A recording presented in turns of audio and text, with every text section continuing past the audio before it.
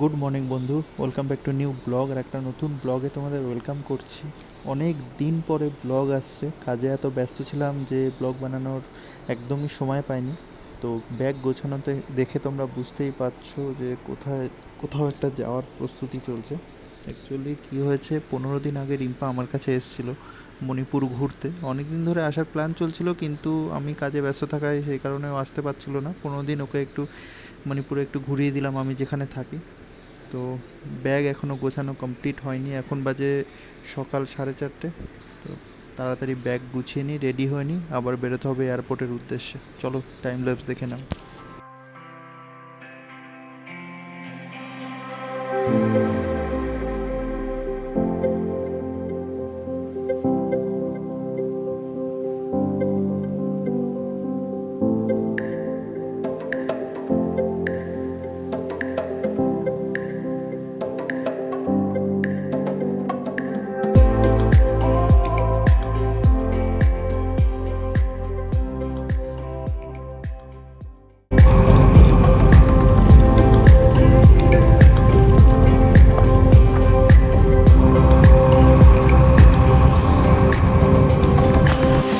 বন্ধু এখন বাজে 8টা, আর আমরা পৌঁছে গেলাম ইম্ফল এয়ারপোর্টে। দেখতে পাচ্ছ কি বৃষ্টি হয়েছে প্রচুর পরিমাণে, এখনও টিপটিপ করে বৃষ্টি পড়ছে, হাওয়াও দিচ্ছে ভালোই,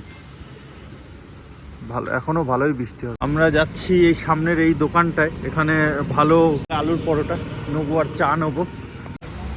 এখন বাজে 8:30, আমাদের ফ্লাইট 3:30-র সময়। মানে এতক্ষণ বসে বসে বোর হয়ে যাবে একদম। রিম্পা তো সকাল থেকে চা খেয়ে যাচ্ছে, চা খেয়ে যাচ্ছে না, ও চা এনেছে, আমরা ওয়েস্ট করবো তার জন্য খাচ্ছি। দুটো চা খাওয়া হয়ে গেছে।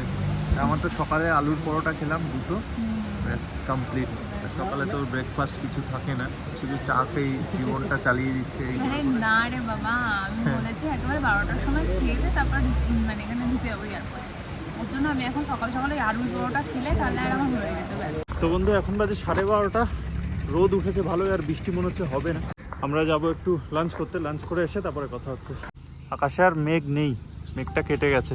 ভালোই মেঘ ছিল সকালে, একদম ক্লিয়ার হয়ে গেছে। কলকাতা মনে হচ্ছে ভালোই গরম পড়বে। বন্ধু এখন বাজে 2টো, ব্যাগটা জমা করে রিম্পা যে কেক খাচ্ছে, আর আমি এগ রাইস। প্রচুর খিদে পেয়ে গেছে। অ্যাকচুয়ালি ব্যাপারটা কী হয়েছে, এয়ার ইন্ডিয়ায় টিকিট কেটেছি, রিম্পারটা 20 কিলো প্লাস 8 কিলো, আর আমারটা 25 কিলো প্লাস 8 কিলো। সেটা আমি বুঝতে ভুল করেছি, সেই কারণে সব একসাথে দিয়ে দিচ্ছিলাম। এগুলো না ভালো লাগবে। বন্ধু এখন বাজে 2:40, রিম্পা এখন খাচ্ছে চকলেট। খেয়ে খেয়ে মোটা হবে, কিন্তু মোটা হতে আর পারছে না, সে স্বপ্ন আর পূরণ হচ্ছে না। লাল হয়ে গেছে মোটা হয়ে। জল খাও, জল খাচ্ছে না। সেই 4টার সময় উঠেছি, আর এবার যে লাগেজ নিয়ে করলাম, লাগেজের আলাদাই একটা লেভেলের গল্প হয়ে গেছে। কিছু জিনিস এই ব্যাগ থেকে ওই ব্যাগ, ওই ব্যাগ থেকে এই ব্যাগ করে। চলো যাই হোক, এখন আমি একটু ভিডিও এডিট করবো। অনেকদিন শান্তিতে ভিডিও এডিট করি না। তো চলো একেবারে প্লেনে উঠেই তারপরে বাস এখন চলে আসলো। চলো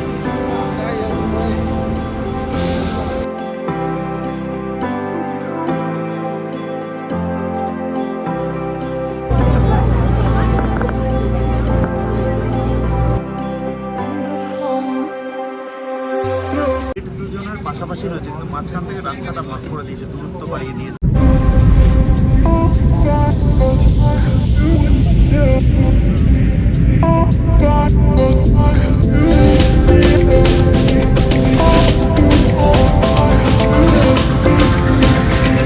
এখন বসে বসে বই তো পড়ছিলাম না, ছবি দেখছিলাম আর কি।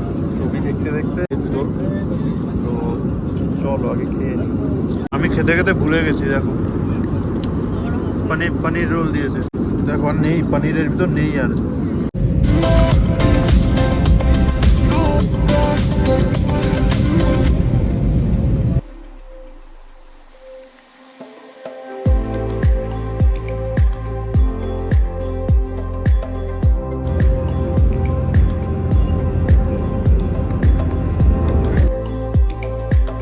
এখন বাজে 5টায়, জাস্ট নামলাম, ব্যাগ রিসিভ করি, গাড়ি ধরে রিম্পা তো বাড়ি চলে আসে। আমাদের ব্যাগ দেবে 6 নম্বর বেল্টে, চলে এসছি।